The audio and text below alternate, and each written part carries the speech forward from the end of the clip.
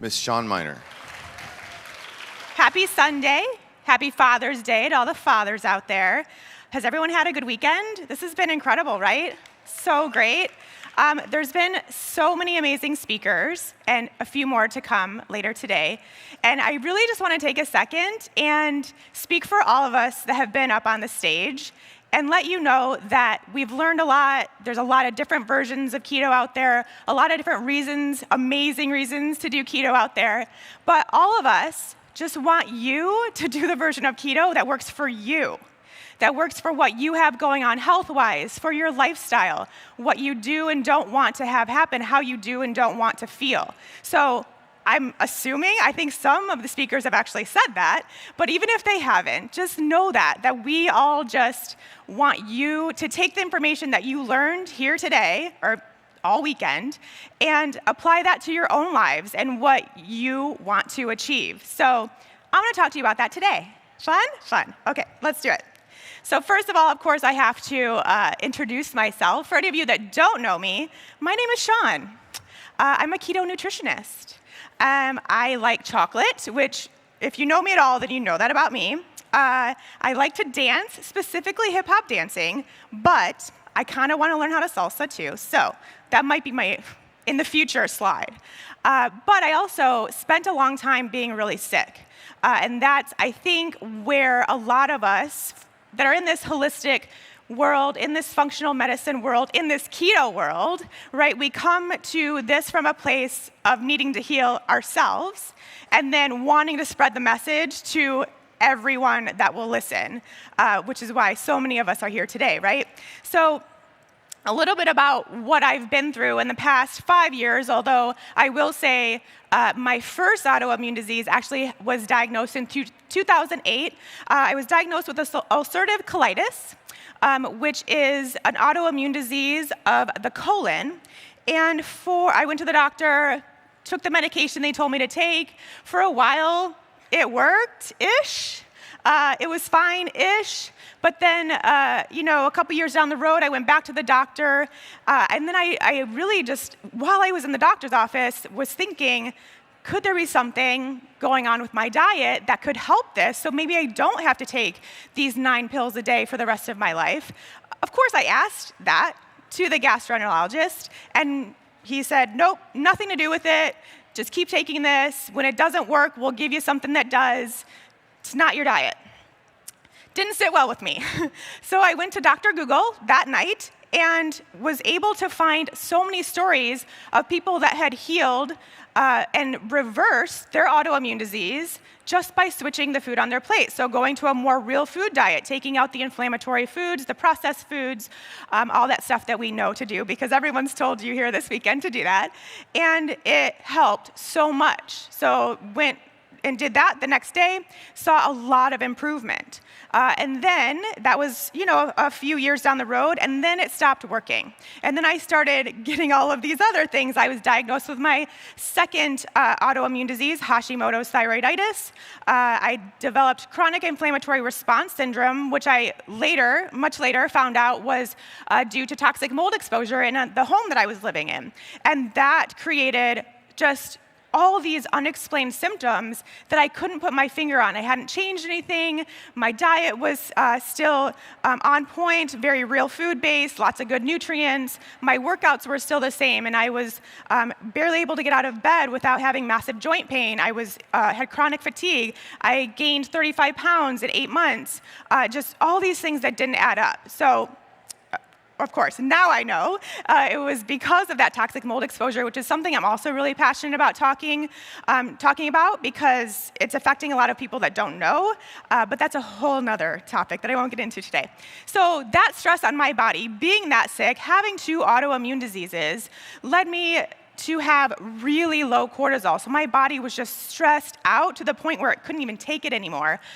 So low cortisol throughout the day, major adrenal dysfunction, which of course led me to hormonal imbalance, which if you know, one of my big messages is how hormones can be affected in women specifically because of the stress we put ourselves under.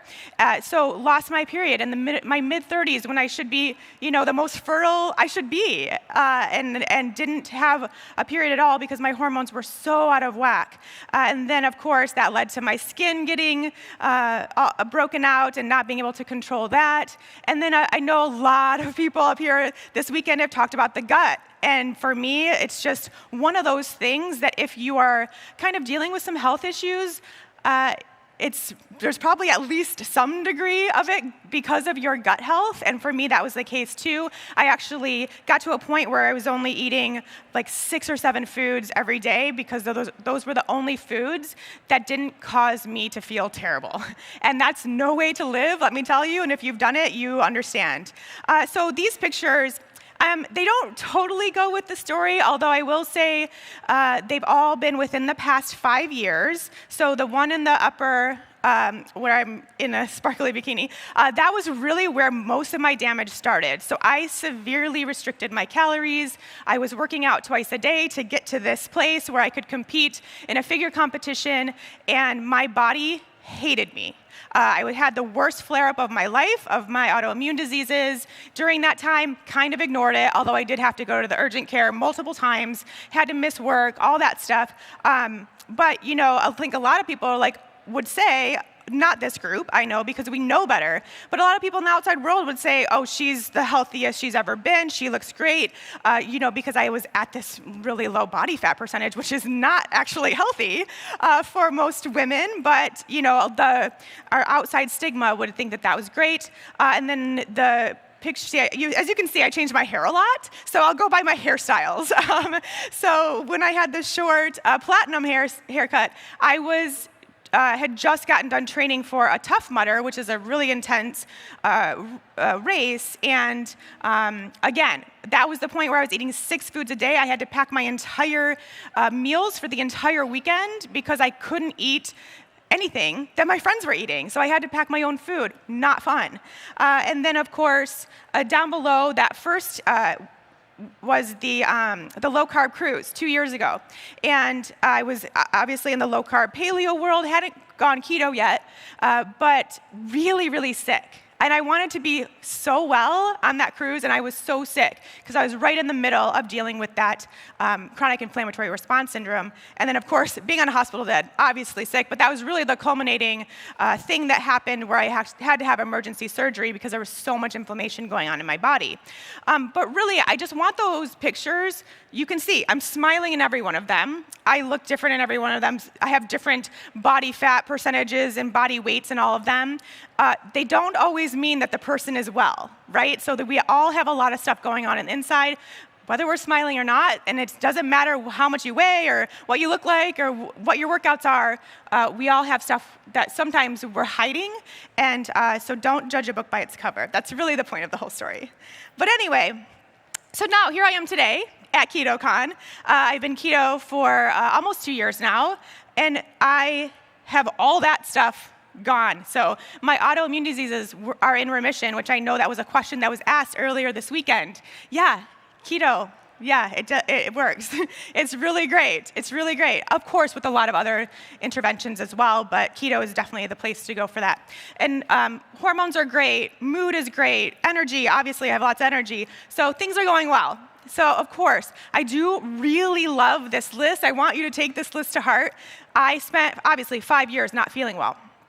And through that time, I didn't give up. I didn't just say, oh, this is just how I'm going to feel for the rest of my life. I didn't stop going to doctors and finding other practitioners. I mean, I went through so many practitioners because I was just trying to find someone that understood and knew what I was going through and could help me. And I didn't stop doing that. I stayed positive. I didn't let it, of course, there were so many days I was just like, no, why is this happening?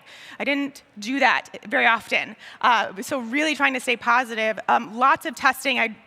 I'm a huge proponent of people continuing to learn about their bodies till you have the answer. Don't stop learning about yourself until you know what's going on with you. But of course, and this is why I'm here today, so let's cut to the chase, finally, a ketogenic lifestyle. Keto was everything to me. I think that keto, I know, again, repetitive here, but keto changed my life, and I think it's changed a lot of yours too, right? So why we're all in the same room. Now, I do want to point out that I say lifestyle. I don't say diet, and that's what I want to talk to you about today, because I see the benefit in myself of this being something I do forever. Like, I'm gonna do this for a long time, right? And I hope that you all feel the same and want that for yourself. And I think that we need to change that narrative a little bit, and I don't wanna call it a diet anymore, because for me, this is what I see happening when we call it a diet versus seeing it as a lifestyle. So when you are, and this is, I'm just talking out of like what I see, right? What happens in the keto community a lot. So we go onto people's blogs or in the Facebook groups or on Instagram, and we see that people are doing this percentage macro and eating this type of food and not eating this meal at all and fasting for this many hours. And we just see all this stuff that everyone else is doing, so that's what we do, because that's the keto diet. That's what we've been told to do. So we're following someone else's rules, and like, we can't ever eat a strawberry again. Strawberries are on the no list. So like down below, having these foods that you can't or shouldn't have. But just because they don't work for somebody else, or just because someone else said, keto, we don't eat fruit, doesn't mean you can't eat fruit if you like fruit and if fruit works for you. And a lot of things that happen is when we get into that zone and we start trying to figure out what should be happening just to be on this keto diet, we forget to listen to our own body. And like, you might be feeling like crap with this person's macros, but you forget to even think about that. And those signals, we get signals every single day from our body, and they're all telling you what is and isn't working. If you tap into that, let me tell you how easy it is. Keto becomes the easiest thing in the world. So, really focusing on how you're feeling and what your body's telling you versus what someone else is telling you is huge. And then, a big one, I know keto brings in a lot of people looking for weight loss and fat loss, which is very understandable, right? That's why a lot of us are here. That's one of our goals, but it shouldn't be the only goal. And so when we focus on that goal, we have only created one thing that we're really focused on and worried about, and we've forgotten all of these things that are going really well, that your body's really responding to, that keto's really working to help, and we just get so focused over there that then we don't know how to change things, and we try to do too much, or we try to follow someone else's that has lost the 30 pounds you're looking to lose, and we forget all this other stuff that we are actually working on. And then, I'm a big fan of just kind of living life when you're in keto, like not overthinking it. And part of that comes from just knowing the foods that do work for you and enjoying the freedom around that kind of food. And I also think taking off labels, like not having these foods that you can't eat, shouldn't eat, but also like, oh, I fell off the wagon this weekend and now I'm gonna get back on Monday. That is such a diet cycle, and I want you all to know, I'm talking from experience. I spent a long time dieting, like practically my whole life, being on a diet. I come from the fitness industry. That's what we do. And it's not a good diet, now I know, but I was following it for a really long time. So that's really the difference. Obviously, you can see I'm not a fan of diets now. So what's the difference? How do we take it from being a diet to being a lifestyle? Well, that's easy. It's all about you. It's you listening to you. It's you doing what you want, what feels good, what your goals are, all that stuff. So let's tell you how to do that. I have some steps that you can take. This is what I did. This is what I teach people to do. And it makes a world of difference to really make it so like, oh, hey, I kind of just want to do this forever because I feel really comfortable around food. Keto's doing some amazing things for my body. I know I'm healing something deeper. And it's just becomes effortless, which I think we all want and should have around our food.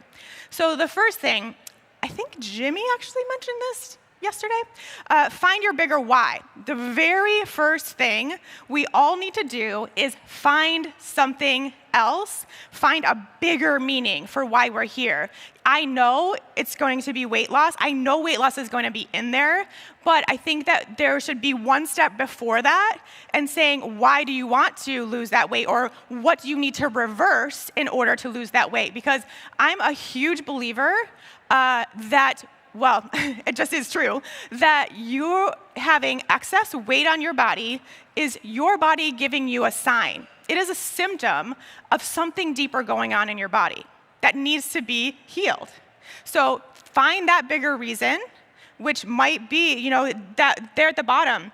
Get those health markers tested. Know so much more about your body and find those ones that you want to see improve, which could be something holding you back from losing the weight that you need to lose. But find those numbers and use those and get them retested every 3 to 6 months so that you can see how you're progressing, even if the scale or the pant size or whatever isn't moving. Honestly, just don't even get on the scale. Please don't get on the scale. Oh my gosh, it's terrible, and I know Jimmy agrees with me. But I really like these other questions that you can ask yourself. How do you want to feel, act, move, live? So, we'll go through some other ones because these all are, that's what they're asking. That's what they're getting to. So these are actual whys that were written in my class, the Fat Burning Female Project, from the ladies. We work on what's your bigger why in class, and this is what was given. So we can nourish our bodies. We can heal our gut. You can balance out your hormones. You can heal your metabolism. The best ones are like when you just want food freedom. You just want to end your diet mentality forever. You want to end your fight with food. You want to be at peace. You want to play with your grandkids, right? These are the bigger reasons that I think we all have that we ignore or we don't even know we have because we're focused on something that's not quite as deep, that maybe would happen if we get to these bigger whys. So find your why. Number 2, keep a journal. So I have to say, this is not something I would normally say because I'm all about removing all of the added things to just get it into this lifestyle space. But I do think it is very helpful for a few months, maybe a month or two, while you're learning about your body and your keto and what does and doesn't work, to keep a journal. It's not forever. It just can stay right on your kitchen counter. You can fill it out in the morning or at night when you get home.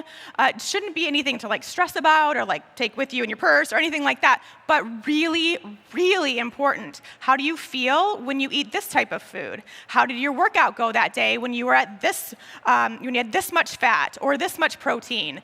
How's your menstrual cycle if you're a female? Your sleep. Oh my gosh, sleep is such a big way to determine how the food you are eating is impacting you. So you get to kind of look at all of that and assess where you should be. You also look at your blood sugar markers, your ketone levels, and all that stuff.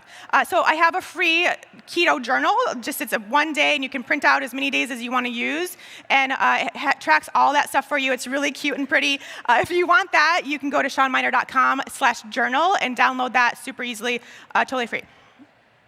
Number 3, okay, so this is an experiment I did on myself last week. Utilize your ketone readings. I think this is really important. This is probably the biggest step because you might find out that your body actually likes some strawberries once in a while. That's cool. So that person, that blogger that was telling you strawberries are a no, is actually not a no. So for me, I took my ketone reading. Step 1 was a 1.8. That was about 2 hours after I had worked out and had a meal, my breakfast. So I wait 2 hours, and then I test my ketones. Then I eat lunch. So this is, I wanted to test a cup of sweet potatoes because I like sweet potatoes. I love sweet potatoes, actually. So I know lots of us don't eat sweet potatoes, but for me, in order to make keto a lifestyle, I want to eat my favorite foods sometimes, right? Sweet potatoes are a favorite food of mine. So this is a kind of actually a typical lunch for me, except I would probably normally have an avocado or a salad with some dressing instead of those sweet potatoes. Then that would be a very typical lunch for me. But instead, so I had the sweet potatoes. I waited another 2 hours, and I tested my ketones again, 1.3. So I'm still in ketosis. I still felt really good. I didn't feel any impact from that. So I know that when I want sweet potatoes, which really, and I think you guys can all agree, when you don't have carbs that often, you kind of don't really want them that often. But if it's once a week or once every few weeks, I can have those sweet potatoes, and I'm going to be fine. My body's going to respond fine. I'm going to feel good. It's not going to impact me in any way. So suddenly that food that a lot of people are telling you don't ever eat because it's not keto, maybe you can eat. And this is very individual. Maybe someone else wouldn't have had that reading. So now okay, sweet potatoes really affect me, and I didn't feel good eating them, so I'm not going to eat those. But maybe I could try a little extra protein with this meal. Maybe you could have 2 hot dogs and see how that goes if you're someone that's not sure how your protein intake should be.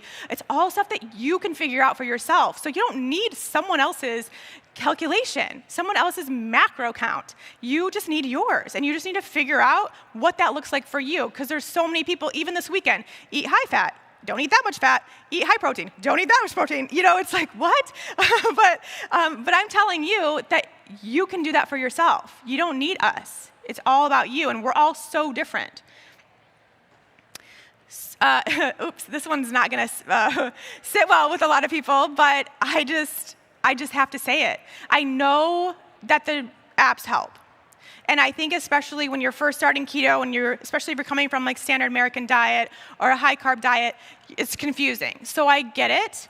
I'm okay. I think that it does have some benefit to using them for a few weeks while you're, kind of determining what's going on. But what I think you should do is while you're using those apps, look at your plate. Look at what that looks like. How many servings-ish of fat are on there? How big of a protein portion is on there? Like, the whole, 4 ounces is like the palm of your hand kind of thing. I don't know. That might be a fitness thing that doesn't really exist. But you can still kind of measure, okay, it's kind of like the size of my palm this steak is, or it's, half of it or whatever. And that's what makes you feel good. So you can use those apps, see where you feel and how you feel, see where your ketone readings are, use your journal, and then you can back out of it, because now you have this plate that you know what it looks like. How many meals does it look like that for? And that can be your anchor to know. And no, it's not always going to look like that, but it could stay relatively close, and you don't need these apps because, again, if we're dieting, we're using an app. If we're living life, you don't have time to pull out your phone when you're hanging out with your friends or your family's out on a picnic. Don't pull out your phone when you should be living life to calculate and look at and mark all the foods you ate. Don't do that's really taking away from the quality of life, if you ask me. Again, I'm very opinionated about this topic, as you can see, but that's just me. Live your life. Don't treat food as a math equation, because as soon as you look at an avocado and you're like, oh, it's this many carbs, this many fat, this much protein, we're missing the point of food, which is that food is really delicious and really fun to eat and really satisfying and nourishing, which is the point.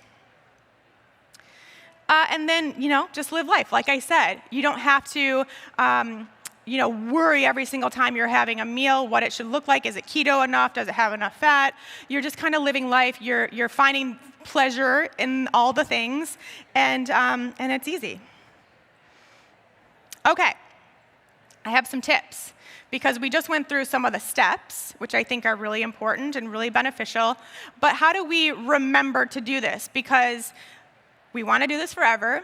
There are amazing, really powerful benefits to keto being something that you do for the long term, not something you do for 4 weeks, 6 weeks, 12 weeks, whatever. And see, this is a life that we should all be living. So always go back to that bigger why. Remember, now we have this thing, we've all thought about it. I want to feel like this, or I want to move in this way. I don't want joint pain anymore. So remember that. As soon as you get back onto this thing of, oh, well, let me just pull my macro calculator back out, or let me just look at what she ate on Instagram, or let me step on the scale. Oh, it didn't move. So now I'm frustrated.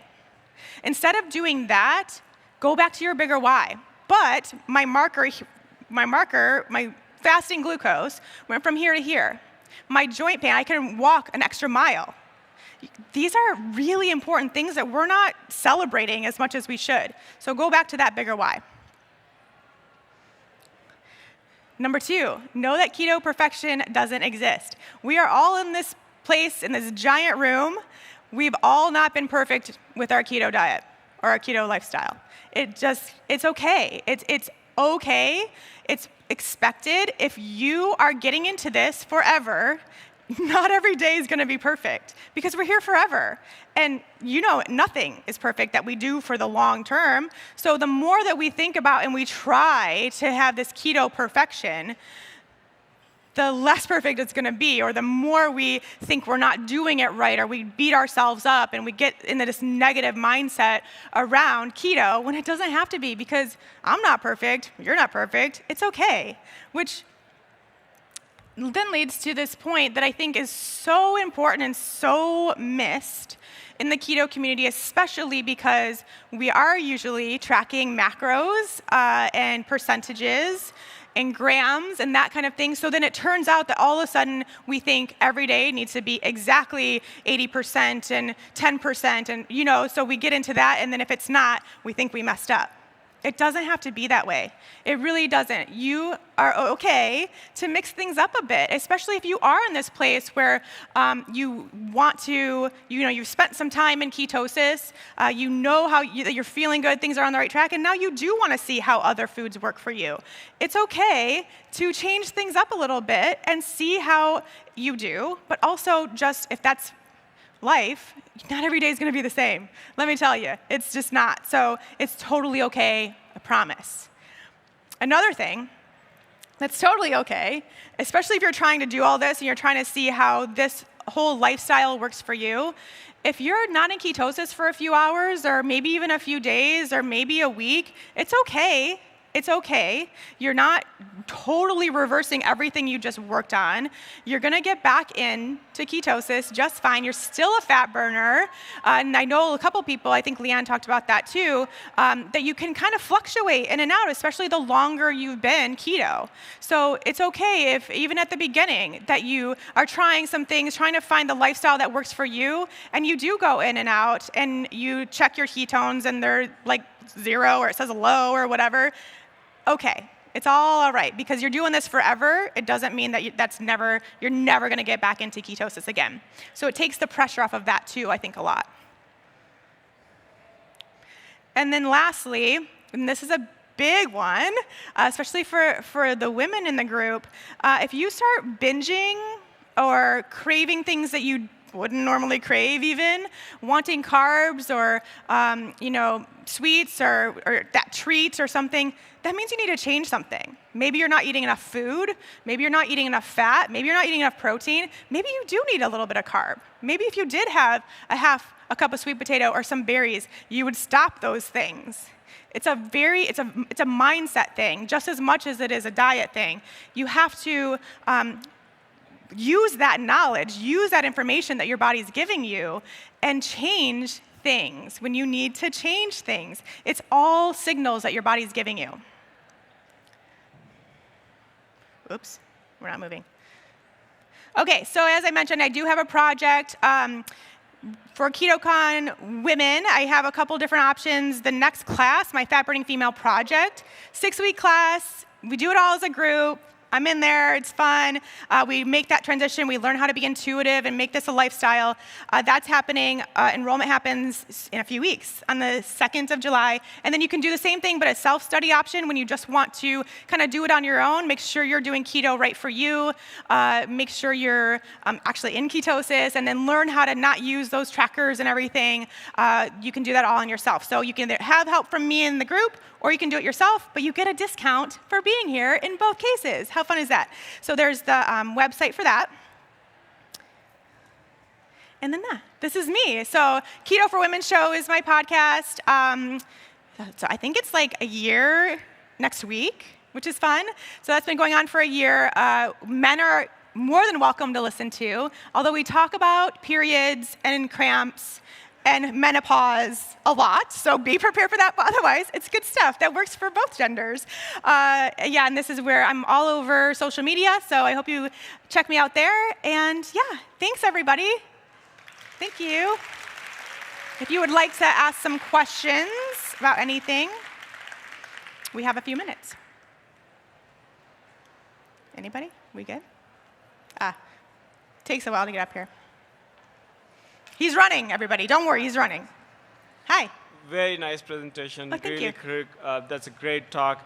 As a nutritionist, have you had a cohort of patients that you have put on this kind of a diet, especially patients with IBD? I'm sorry, can you please get closer to the mic and ask that question? So patients with inflammatory bowel disease, Yes. you deal with them. How many approximately have you put on keto diet, and what's your outcomes been like? Yeah, so good question. Specifically with IBD, there's probably been a handful, I would say, for me personally. Other autoimmune diseases, a lot. And it is so powerful because, our ketone production is their immune system regulators. So that's the first thing, that when we have autoimmune disease, you need to, quite often, a lot of people look directly at the organ that's being affected, when really we need to look at our immune system and what's going on with our immune system that's causing that reaction. So, that's what I think a lot of the doctors and the medications go directly to the source instead of really focusing on the immune system. So keto is great for that. The thing is that with autoimmune disease, you also have to look at your gut health. You have to look at your stress levels. There are other things. So that's where I say, keto is such a good support, but there's a lot of other stuff to do too. So it's not just the diet. It's like, for me to get my autoimmune diseases into remission, I say this all the time, I had to completely change my personality. I went from this type A person to be like, all right, I'm just gonna chill. Whatever happens, happens. I had to, because I wanted to get well. So, and then I had to heal my gut and food sensitivity testing and all that stuff too. And that's now what I do with clients as well, is we do keto while we're also working on this other stuff, the gut health and the adrenals. Do you measure high resolution CRP? Yes. Mm-hmm. Yep, all inflammatory markers are checked, although, really the gut inflammatory markers done through stool are a better way to show, I found. Lactoferrin and calprotectin? Yep, that specifically for ulcerative colitis, yes. Yeah, so that's really a better marker, I think. Thank you. Yeah, thank you. Hi, Shawn. I know you're not an advocate for tracking macros or calories, but what about for the person who's just starting? When you first started, did you have to track or find your percentages that worked for you? I never did personally. I just kind of started eating a lot of fat and stopped eating sweet potato, and it was fine. But that's just me. Like I said, I do think that there is a spot where someone's just starting out, especially if you're used to eating tons of carbs or whatever, that could work. I would say no more than a month. I really don't think is needed to where you're using that and tracking your macros. Just basically, you're doing that, again, to get information. And so that's also something that you should journal, is okay, I was at this many grams of fat, this many grams of protein, carbs, whatever, and I felt really good, versus I didn't feel really good, or I was in ketosis versus I wasn't in ketosis. But I think that there's also a lot of, I think really you need to be doing that in that month or 3 weeks or whatever, knowing that that's not going to be forever. Knowing you're getting your information now, and then you're transitioning out of that. So then you're using that plate to guide you, kind of how you felt.